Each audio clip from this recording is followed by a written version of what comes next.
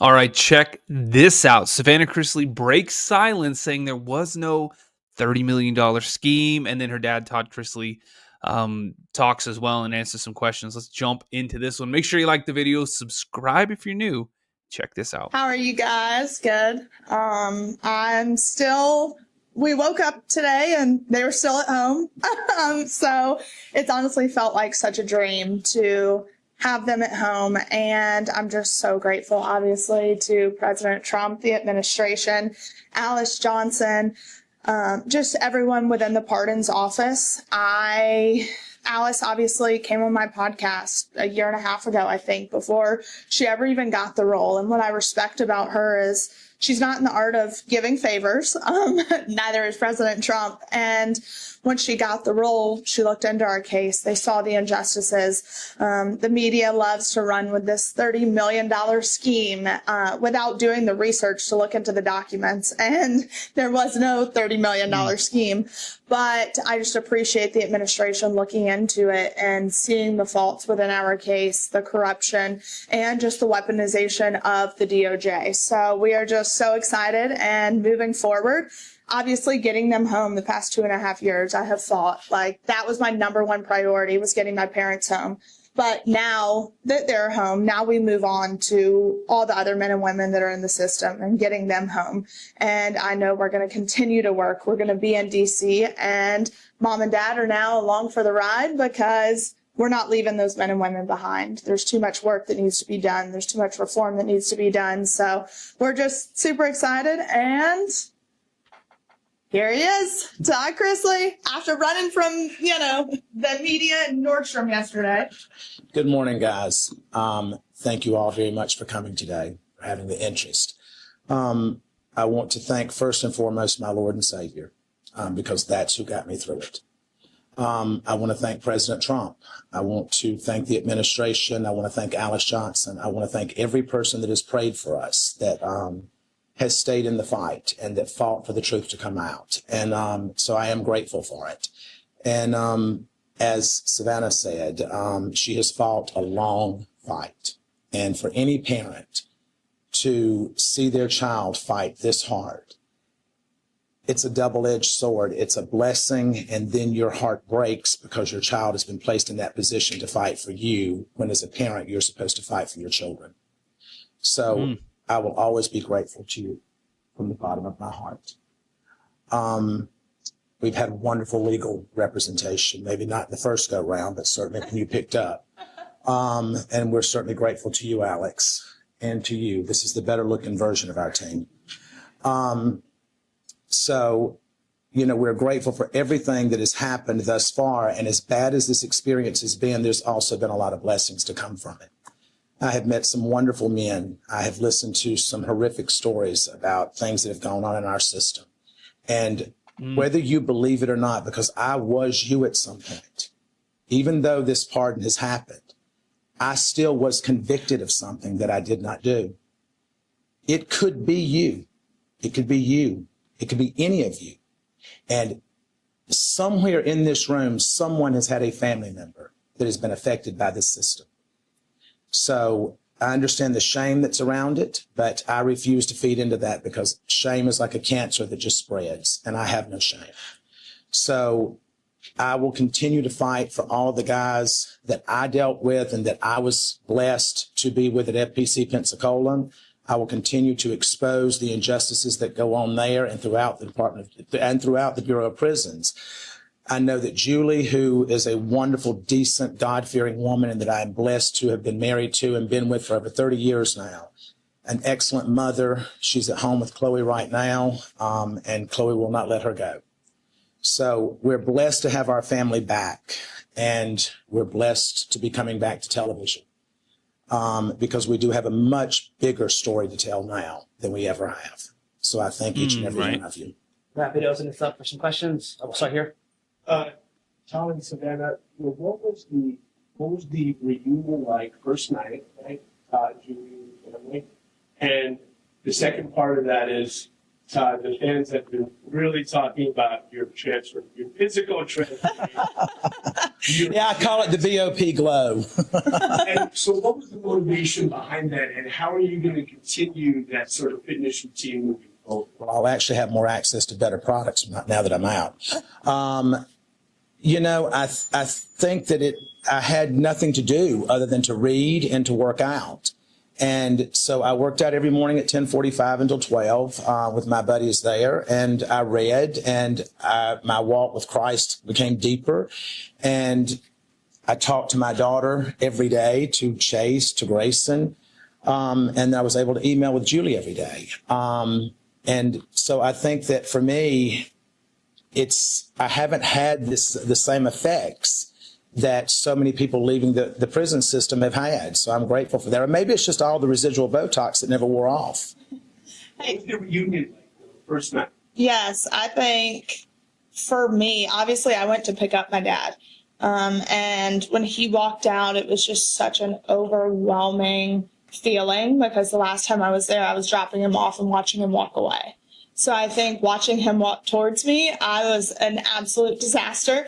And we left there and it was amazing. And I FaceTimed my friend Margot, who works within the administration, and she goes, "Hold on a second." She was like, "I'm here with the president." And we got to wow. FaceTime the president. And it was a full circle moment. I think that it was, as Savannah said, she and Nick dropped me off there, and then you picked me up. I don't even know that I felt like that it was real at that moment. And I woke up the first morning and I was looking around. I'm like, this is really real. I'm home. So I was grateful for our family to be all back in the same room, to be together, to share a meal together, to pray together, and to know that we're still in the fight together. Question is, Mr. Chrisley, do you have any remorse for the actions that led to your convictions? Oh, you must be CNN. Do I have any remorse? I would have remorse if it was something that I did. Well, your wife did apologize last year. Well, let me explain to you how that works, if you don't mind. Yeah. You're placed in a position as a defendant to either bow down and kiss the ass of the Department of Justice and accept responsibility for things that you did not do in order to avoid a stronger sentence.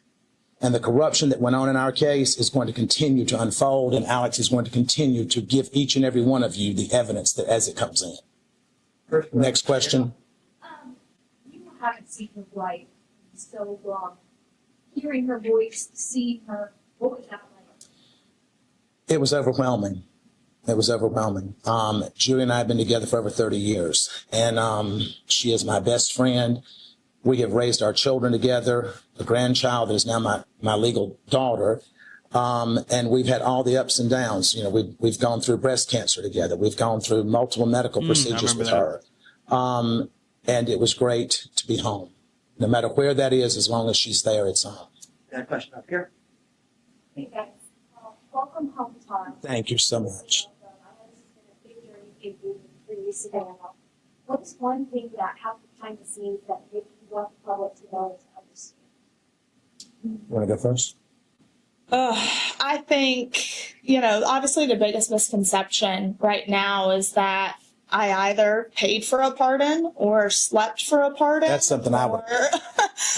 That's the biggest misconception right now. And if people knew the countless hours and the money and the time that I spent going to DC, literally with not a meeting scheduled, and I just got on a plane and went and said, I'm going to be in the right room at the right time and meet the right people. I fought hard and I was exhausted and I begged for meetings. There was nothing I was never too good to ask. And that's the thing is people think, oh, you're a celebrity, you're white, you have money, that we got an upper hand, and we didn't. I had to fight, and I was relentless, and that's how it happened. Finally, people listened. So for me, that would be something that people just don't quite understand. I think for me, watching it all unfold and listening to what she said that was coming up next, and just being consumed with pride while at the same time knowing that this is a long shot because so many people are told no. And being in the prison system, anyone that says that it's a fair shake, it's not. because I dealt with young African-American males in the prison that I was in that were not treated the same. They were denied programming. They were denied access to certain things. I was not denied that, but we know why I wasn't denied that. And so I think that that is a much bigger picture that we all as a society as a whole need to look at, that we are one. And whether you're Republican, Democrat, or whatever, at the end of the day, when you're in that hospital, you don't care if it's a Democrat treating you or a Republican. Now, some of you may, but I want whoever's going to be the best person to do that. You. You're no good. Thank you. So there's no telling how many times Savannah's Instagram was refreshed yesterday with everyone looking for that glimpse of getting to see Todd. And then the first time we see you live on Instagram is in Nordstrom shopping. Can you talk about that? And then were you hesitant at all for that to be the first lunch that you're shopping? Well, we thought through our security detail that we had beaten that and that we were good to go. And what we did not realize is that there was multiple outlets that were following us, but we had interference with the security team. And I don't know why it's that exciting to go watch me buy underwear. I mean, it's just not. But we went in to grab a few things because I have an event to go to tomorrow. And then we looked up and this people in Nordstrom's coming and said, you need to understand that the press is here. The press is here. And so I'm like, they're just wanting this one first picture. And so I said, go live with it. I says, and that stops them. And so that's what we did. Over here. There you go. Hey. Go down to the front and the back. What do you have to say to people who say you will take part in because of your status? I understand it. I understand it. That's not something that you can look at and say, well, that had nothing to do with it. I don't know if it did or if it didn't, because I wasn't involved in the process. But what I can tell you is that I believe in our President of the United States, and I believe in his commitment. When he created the First Step Act, that was to help incarcerated individuals. It was not adhered to by the Department of Justice. And the entire time during the Biden administration, it was not adhered to. So to hear him say that it is now going to be adhered to and Pam Bondi is going to make sure of that, literally since Pam Bondi has stepped in, now the Bureau of Prisons have been given a directive through a new director who I have such a huge amount of faith in, William Marshall, that he is going to make sure that the First Step Act is implemented, and these men and women are going to get the credit that they're supposed to be getting. They're going to get the training and the education that they're promised, and they're going to be given a right to go back to their families in a speedier way. So I do understand that, and if that's the case, I don't know how to address the fact that if it is the case, but I'm grateful to God for whatever reason it was that we were able to obtain it. Far end first. We know you've called the Nashville area home for a few years, starting home in Frontline. And what's your plans for potentially keeping life here in Nashville? We do have future plans. Nashville will always hold a very special place in our heart. But we have other plans. Y'all like the video? Make sure you subscribe. Let me know what you think in the comments. I'll see you on the next one.